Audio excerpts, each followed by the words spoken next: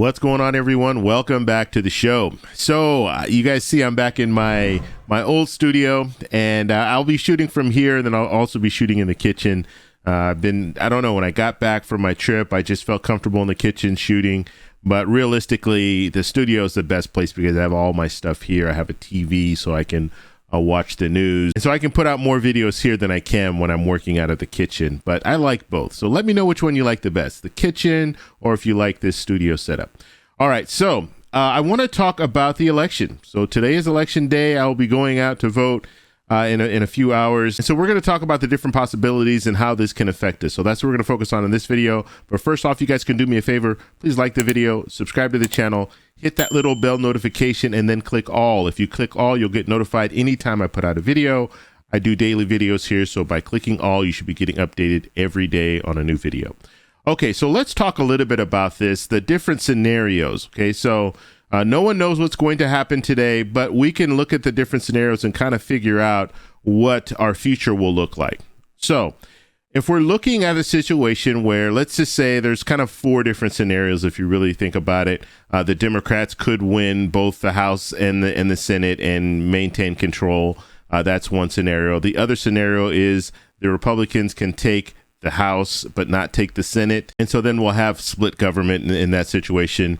The Republicans can take both the House and the Senate, and that would be even more of a split government. And there's a difference between the House going to just Republicans or the House and the Senate going to Republicans, and we'll talk a little bit about that. And then the last option is the Republicans can take the Senate but not take the House. So we're going to talk about all these different scenarios because realistically, the strategies will be different depending on the different scenarios. And so let's talk about the first scenario. The first scenario is the Democrats are able to get out of this and win the House and the Senate. That's very unlikely, but that could be a possibility. And so if that is the situation, Democrats will control the White House as well as Congress. And so that would mean that they could get some legislation through. Okay, so that's we've seen this over the last 2 years. We saw the struggles back and forth, but they were able to get some legislation through. And so that's the first scenario. Now, the second scenario is more likely. Okay, we're looking at Republicans probably taking over the House. So if Republicans take over the House, but they don't take over the Senate, that will mean that they will still have some leverage because of the debt ceiling. And I talked about this last week, and we'll talk a little bit more about this in the future because this is going to be the next real battle. And so if the House goes to the Republicans, they can now hold this debt ceiling hostage, which means that they can kind of get what they want when it comes to making some cuts. I won't say get what they want, but they have a real big bargaining tool, the debt ceiling, because if they don't move forward with the debt ceiling, then we'll default on our loans. And what that would mean is our rating, our overall rating throughout the world will go down, and that will hurt us. That will hurt our economy. And we might fall even deeper into a recession if that's the situation. And so Republicans will have that power if they take control of the House. Okay, now they don't have to take control of the House and the Senate. If they just take control of the House, that's what we would be looking at. Now, as far as legislation, moving forward with new legislation, I don't really know what their plan is as far as that, but that's going to have to be something that's bipartisan, obviously, because the White House will still be controlled by a Democrat, which means that President Biden can veto any bill that comes before him. So if he doesn't like it, he can veto it, and it goes back to Congress, and Congress needs 2/3 vote in order to overturn that veto, which is highly unlikely just looking at the makeup of the Senate and the House. And so let's talk about the next scenario. Let's say that the House and the Senate go to the Republicans. Now, what are they going to do? When it comes to the debt ceiling, they have even more leverage.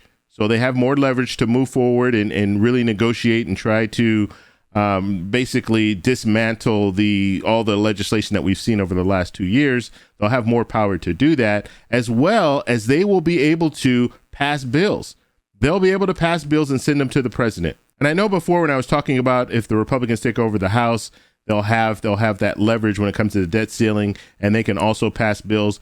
But if they pass bills and it goes to the Senate, in most situations, the Senate is going to just kick it back, or they're just not going to vote on it at all. Okay, because if the Senate is still controlled by Democrats, they're not going to move forward with most of those bills unless it's something that's bipartisan. Okay, so if we're looking at the Republicans controlling the House and the Senate, now we're looking at a situation where they can actually pass bills.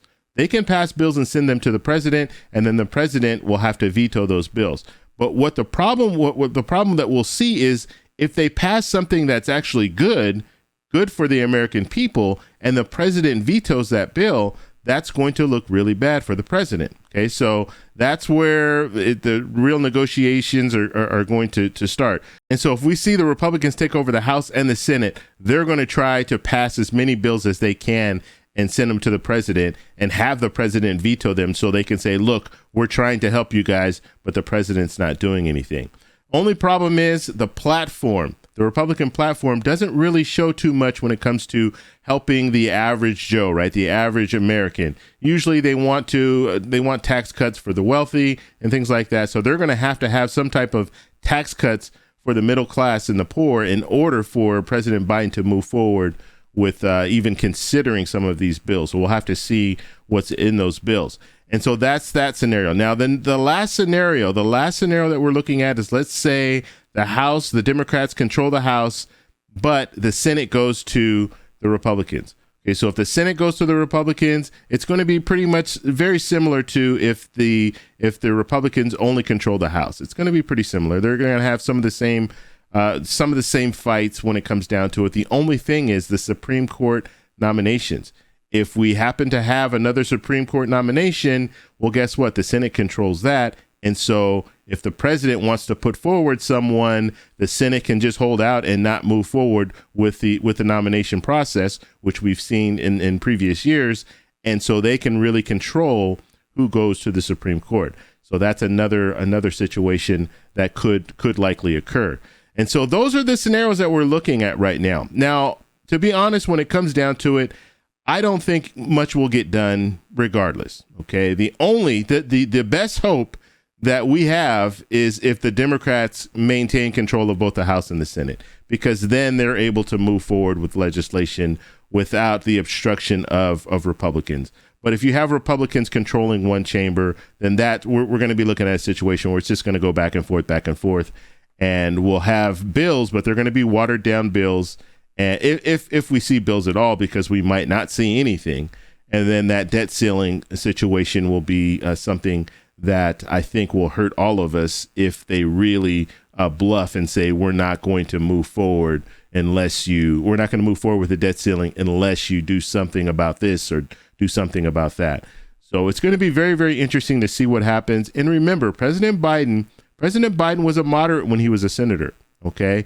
So, and I've talked about this before. He was much like Senator Manchin when it comes down to his viewpoint on a lot of different things. And so that means that there is some room to bargain. Okay. There is some room to bargain if Republicans take the House or the Senate, or if they take both the House and the Senate. And so we're just going to have to see what happens. So I'm going to get out of here right now, go out to vote. So please go out and vote, show your support for whatever candidate you think is best for your situation. And I'll talk to you guys in the next one. Bye.